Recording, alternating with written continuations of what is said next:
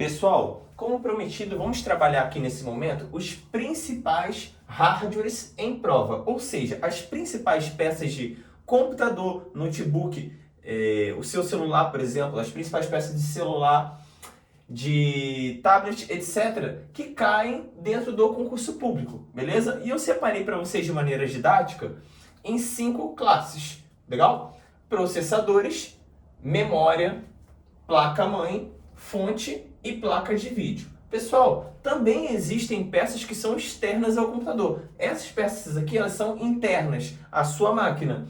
Mas existem as peças que também são externas. Por exemplo, um teclado, um mouse, que nós também chamamos de periféricos, mas não deixam de ser aparelhos ou peças, tá? Mas vamos estudar aqui que isso daqui é muito importante, essa questão das peças internas. Dá uma olhada aqui comigo nos processadores. Pessoal, o processador, ele tem um sinônimo também de CPU, unidade central de processamento. Quando eu falo processador, é justamente a unidade central de processamento, ou a CPU. Primeira coisa que a gente tem que matar aqui é esse dito popular de que a CPU é aquela caixa grande. Não, CPU, o processador, é uma peça pequena, E o que acontece? Muita gente diz que o CPU é aquela caixa que comporta tudo isso aqui, ó, que comporta o processador, a memória, a placa-mãe, a fonte e a placa de vídeo. Não, aquele gabinete de alumínio, de metal, que seja aí, ou até que tem aquela tampa lateral de vidro, dependendo do seu modelo, ele é o gabinete e não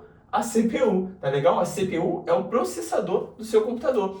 E também é comum vir em prova como o nome de cérebro do computador, usando essa expressão, porque sem esse camarada aqui, sem o processador, não existe o computador, tá? Porque ele é, digamos assim, que é a principal peça, é o cérebro. Sem o cérebro, você não é nada, legal? Continuando, então, detalhe, é comum vir isso daqui em prova, essa expressão aqui, ou expressões análogas. A principal peça do computador, a peça que faz os cálculos do computador, enfim, é o cérebro do computador. Continuando, realiza cálculos matemáticos, legal? Ele trabalha de modo a realizar esses cálculos, ele faz processamento de dados, ele processa dados e gera um resultado. Vou te dar um exemplo aqui, um exemplo muito bobo, de quando você vai processar esse dado e vai gerar um resultado. Se eu chego lá na calculadora do seu computador e coloco 120 dividido para 10, eu entrei com uma informação. E essa informação ela vai ser processada, certo? Ou seja, vai fazer o cálculo e vai gerar um resultado. 120 dividido para 10, a gente sabe que é 12, correto? A gente sabe que é 12. E se você apertar o Enter lá na calculadora, vai gerar justamente esse número 12. Isso é um exemplo de quê? De que você colocou o dado lá e gerou um resultado, tá legal? Continuando, qual que é a composição desse processador? Isso é importante para a gente. Ele é composto por algumas partes. A UC, que é a unidade de controle. O que seria essa unidade de controle? É bem lógico, o nome já está dizendo para a gente. Ela vai justamente controlar, gerenciar a maneira a qual o processador vai trabalhar, tá legal? A ULA, por exemplo, a próxima parte ali do processador, a ULA, que é a unidade lógico-aritmética, é onde justamente acontece a mágica, onde acontecem os cálculos, o processamento ali, que é a função do processador. Ou seja, a UC manda, a ULA faz. Continuando, e os registradores? Os registradores, eles são um tipo de memória ali que vão auxiliar nesse processo, tá? Nesse processo de processamento de dados. E, inclusive, é a memória, pode anotar aí, a memória mais rápida que tem no seu computador.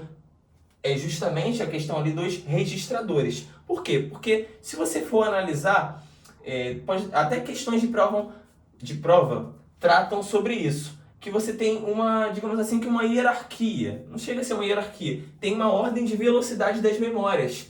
E o registrador é a mais rápida. Logo em seguida vem a memória cache. Então, pessoal, a função do registrador é justamente, ele é uma memória e ajuda nesse processo aqui. Já a memória cache, eu vou citar um exemplo prático para você. Você conhece a funcionalidade dela. Vamos lá. Vamos supor que você abriu o seu computador e você abriu a pasta Minhas Músicas. Aí demorou 5 segundos para essa pasta abrir. Legal. Você fechou ela e você abriu ela de novo. Você pode reparar que ela vai abrir mais rápido, pode abrir em 2, 3 segundos ou em 1 segundo. Por quê?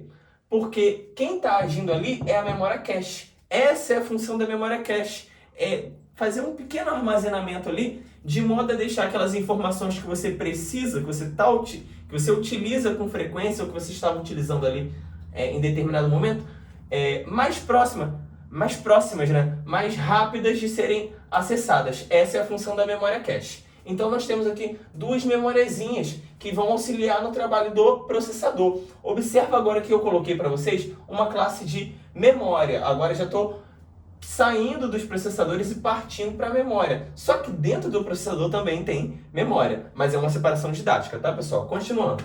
Memória. Eu tenho a memória RAM, eu tenho a memória secundária e tenho a memória ROM. Vamos falar aqui sobre a RAM. A memória RAM, ela também é conhecida como memória principal ou memória de trabalho. São sinônimos, caem direto em prova. Quando fala qual que é a memória principal do computador, você vai associar que é a memória RAM. Qual que é a memória de trabalho? É a RAM. Ou vice-versa. Qual que é a RAM? É a principal ou é a de trabalho? Tá? A questão pode brincar sobre isso daqui. Legal. Continuando, qual que é a função dela? É leitura e escrita.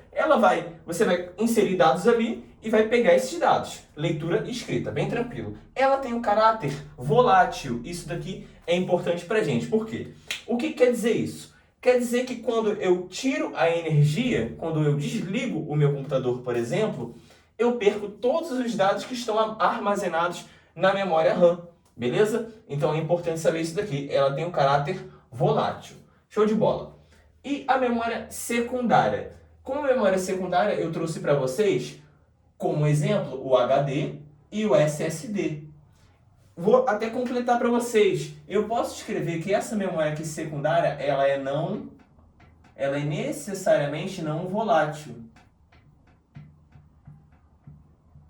Não volátil. Tá legal? Por quê? Porque no HD e no SSD é onde, por exemplo, eu armazeno o meu sistema operacional, o Windows, o macOS, qualquer sistema operacional aí, o Linux.